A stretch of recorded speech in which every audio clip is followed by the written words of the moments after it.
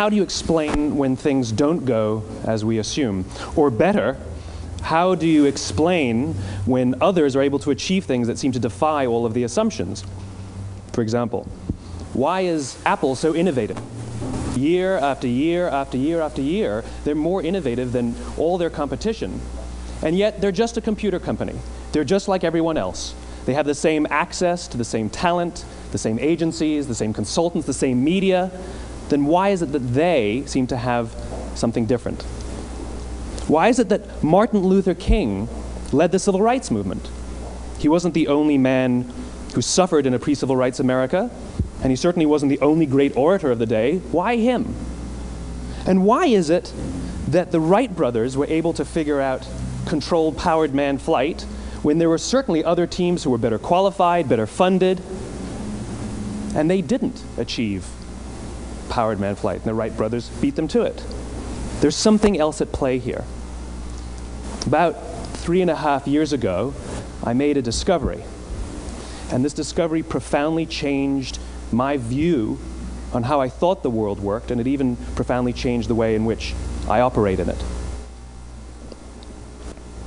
As it turns out, there's a pattern. As it turns out, all the great and inspiring leaders and organizations in the world, whether it's Apple or Martin Luther King or the Wright brothers, they all think, act, and communicate the exact same way, and it's the complete opposite to everyone else.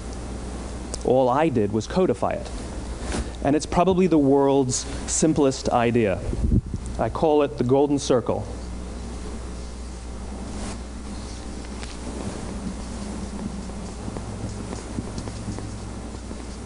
Why, how, what? This little idea explains why some organizations and some leaders are able to inspire where others aren't. Let me define the terms really quickly. Every single person, every single organization on the planet knows what they do, 100%. Some know how they do it, whether you call it your differentiating value proposition or your proprietary process or your USP. But very, very few people or organizations know why they do what they do. And by why, I don't mean to make a profit. That's a result. It's always a result. By why, I mean what's your purpose? What's your cause? What's your belief? Why does your organization exist? Why do you get out of bed in the morning? And why should anyone care? Well, as a result, the way we think, the way we act, the way we communicate is from the outside in. It's obvious. We go from the clearest thing to the fuzziest thing. But the inspired leaders and the inspired organizations, regardless of their size, regardless of their industry, all think, act, and communicate from the inside out. Let me give you an example. I use Apple because they're easy to understand and everybody gets it. If Apple were like everyone else, a marketing message from them might sound like this. We make great computers. They're beautifully designed, simple to use, and user-friendly. Want to buy one? Meh. And that's how most of us communicate. That's how most marketing is done, that's how most sales is done, and that's how most of us communicate interpersonally. We say what we do, we say how we're different or how we're better, and we expect some sort of behavior, a purchase, a vote, something like that. Here's our new law firm. We have the best lawyers with the biggest clients. We have, we always perform for our clients, do business with us. Here's our new car. It gets great gas mileage. It has, leather seats. Buy our car. But it's uninspiring. Here's how Apple actually communicates. Everything we do, we believe in challenging the status quo. We believe in thinking differently. The way we challenge the status quo is by making our products beautifully designed, simple to use, and user-friendly. We just happen to make great computers. Want to buy one? Totally different, right? You're ready to buy a computer from me. All I did was reverse the order of the information. What it proves to us is that people don't buy what you do, people buy why you do it. People don't buy what you do, they buy why you do it. This explains why every single person in this room is perfectly comfortable buying a computer from Apple. But we're also perfectly comfortable buying an MP3 player from Apple, or a phone from Apple, or a DVR from Apple. But as I said before, Apple's just a computer company. There's nothing that distinguishes them structurally from any of their competitors. Their competitors are all equally qualified to make all of these products. In fact, they tried. A few years ago, Gateway came out with flat-screen TVs. They're eminently qualified to make flat-screen TVs. They've been making flat-screen monitors for years. Nobody bought one.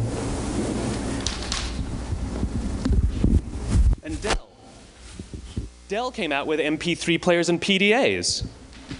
And they make great quality products, and they can make perfectly well-designed products, and nobody bought one. In fact, talking about it now, we can't even imagine buying an MP3 player from Dell. Why would you buy an MP3 player from a computer company? But we do it every day. People don't buy what you do, they buy why you do it. The goal is not to do business with everybody who needs what you have. The goal is to do business with people who believe what you believe. Here's the best part.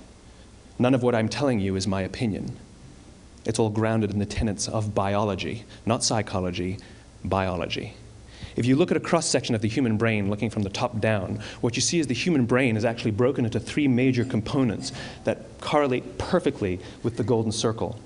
Our newest brain, our Homo sapien brain, our neocortex, corresponds with the what level. The neocortex is responsible for all of our rational and analytical thought and language. The middle two sections make up our limbic brains, and our limbic brains are responsible for all of our feelings, like trust and loyalty. It's also responsible for all human behavior, all decision-making, and it has no capacity for language. In other words, when we communicate from the outside in, yes, people can understand vast amounts of complicated information like features and benefits and facts and figures. It just doesn't drive behavior. When we communicate from the inside out, we're talking directly to the part of the brain that controls behavior, and then we allow people to rationalize it with the tangible things we say and do. This is where gut decisions come from. You know, sometimes you can give somebody all the facts and your figures, and they say, I know what all the facts and details say, but it just doesn't feel right. Why would we use that verb? It doesn't feel right. Because the part of the brain that controls decision-making doesn't control language. And the best we can muster up is, I don't know, it just doesn't feel right. Or sometimes you say you're leading with your heart or you're leading with your soul. Well, I hate to break it to you, those aren't other body parts controlling your behavior. It's all happening here in your limbic brain, the part of the brain that controls decision-making and not language.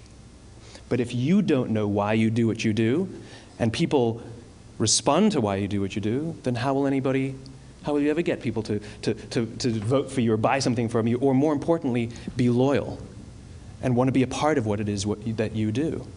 Again, the goal is not just to sell people who need what you have. The goal is to sell to people who believe what you believe. The goal is not just to hire people who need a job. It's to hire people who believe what you believe. I always say that, you know, there's, if you hire people just because they can do a job, they'll work for your money. But if you hire people who believe what you believe, they work for you with blood and sweat and tears. And nowhere else is there a better example of this than with the Wright brothers. Most people don't know about Samuel Pierpont Langley. And back in the early 20th century, the pursuit of powered man flight was like the dot-com of the day. Everybody was trying it. And Samuel Pierpont Langley had what we assume to be the recipe for success. I mean, even now, you ask people, why did your product or why did your company fail? And people always give you the same permutation of the same three things. Undercapitalized, the wrong people, bad market conditions. It's always the same three things. So let's explore that. Samuel Pierpont Langley was given $50,000 by the War Department to figure out this flying machine. Money was no problem. He held a seat at Harvard and worked at the Smithsonian and was extremely well connected. He knew all the big minds of the day. He hired the best minds money could find, and the market conditions were fantastic. The New York Times followed him around everywhere, and everyone was rooting for Langley. And how come we've never heard of Samuel Pierpont Langley? A few hundred miles away in Dayton, Ohio, Orville and Wilbur Wright. They had none of what we consider to be the recipe for success. They had no money. They paid for their dream with the proceeds from their bicycle shop. Not a single person on the Wright brothers' team had a college education, not even Orville or Wilbur. And the New York Times followed them around nowhere. The difference was Orville and Wilbur were driven by a cause, by a purpose, by a belief. They believed that if they could figure out this flying machine, it'll change the course of the world. Samuel Pierpont Langley was different. He wanted to be rich, and he wanted to be famous. He was in pursuit of the result. He was in pursuit of the riches. And lo and behold, look what happened. The people who believed in the Wright brothers' dream worked with them with blood and sweat and tears. The others just worked for the paycheck. And they tell stories of how every time the Wright brothers went out, they would have to take 5 sets of parts because that's how many times they would crash before they came in for supper. And eventually, on December 17th, 1903, the Wright brothers took flight. And no one was there to even experience it. We found out about it a few days later. And further proof that Langley was motivated by the wrong thing, the day the Wright brothers took flight, he quit. He could have said, "That's an amazing discovery, guys. Now we'll improve upon your technology." But he didn't. He wasn't first. He didn't get rich. He didn't get famous. So he quit. People don't buy what you do, they buy why you do it. And if you talk about what you believe, you will attract those who believe what you believe. Well, why is it important to attract those who believe what you believe? Something called the law of diffusion of innovation. And if you don't know the law, you definitely know the terminology. The first 2.5% of our population are our innovators.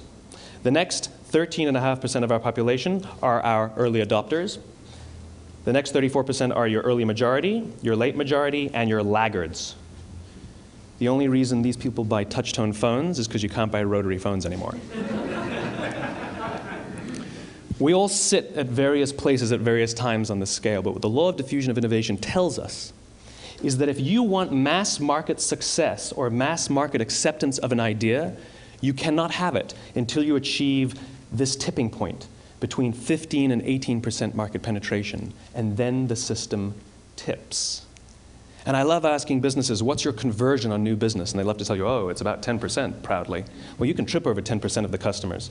We all have about 10% who just get it. That's how we describe them, right? That's like that gut feeling, oh, they just get it. The problem is, how do you find the ones that just get it before you're doing business with them versus the ones who don't get it? So it's this here, this little gap, that you have to close, as Geoffrey Moore calls it, crossing the chasm.